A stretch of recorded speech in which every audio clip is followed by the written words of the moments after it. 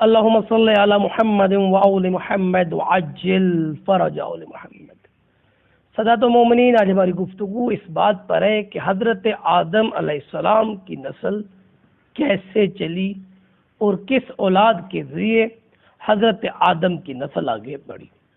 یہاں پر لوگوں نے بہت سارے افسانے اپنی طرف سے نقل کیے ہیں جن کا حقیقت کے ساتھ کوئی تعلق نہیں، کیونکہ روز اول سے دین الہی میں اور مذہب اہل بیت میں اس بات سے منع کیا گیا کہ بہن بھائی کی کبھی بھی آپس میں شادی نہیں ہو سکتی، اس لیے اس بات کا حقیقت کے ساتھ کوئی تعلق نہیں۔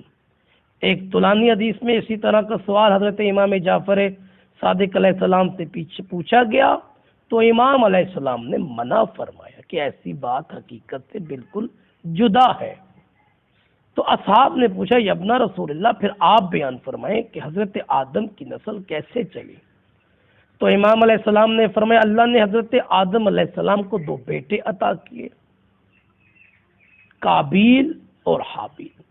دونوں بیٹوں میں لڑائی ہوئی اور قابیل نے حضرت حابیل کو قتل کر دیا۔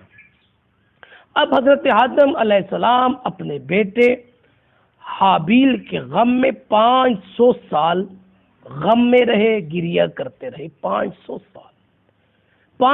سال کا عرصہ گزرنے کے بعد اللہ نے حضرت آدم کو حضرت شیس جیسا بیٹا عطا کیا۔ حضرت شیس کے بعد اللہ نے حضرت آدم کو حضرت یافس جیسا بیٹا عطا کیا۔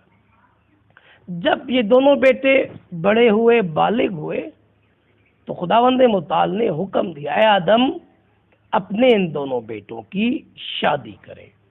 اب ان دونوں بیٹوں کی شادی کے لیے اللہ نے دو حوروں کو زمین پر نازل کیا، نزلہ اور منزلہ۔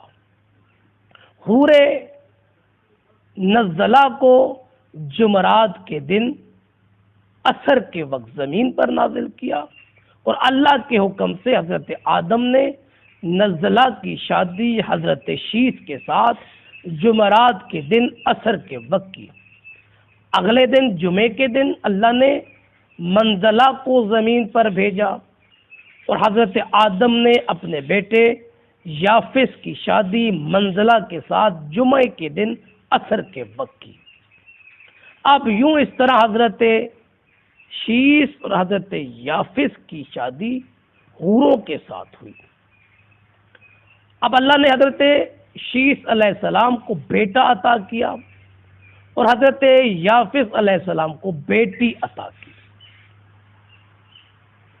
اب پھر اللہ نے حکم دیا حضرت آدم کو کہ شیس کے بیٹے اور یافس کی بیٹی کی آپس میں شادی کرو۔ پھر حضرت آدم علیہ السلام نے ان کی شادی کی اور یوں اس طرح نسل آدم آگے بڑھتی رہی۔ اب یہاں پر ایک سوال لوگ کر سکتے ہیں کہ انسان حوروں کے ساتھ کس طرح شادی کر سکتا ہے؟ تو اللہ نے ان حوروں کو نزلہ اور منزلہ کو انسانوں کی شکل میں بھیجا تھا اور ان کی شادی ہوئی تھی، اور حضرت آدم علیہ السلام کی نسل حضرت شیس اور حضرت یافس سے آگے چلی۔ آخر میں دعا ہے خداوند متعال ہم سب کو نقش اہل بیت پہ عمل کرنے کی توفیق عطا فرمائے۔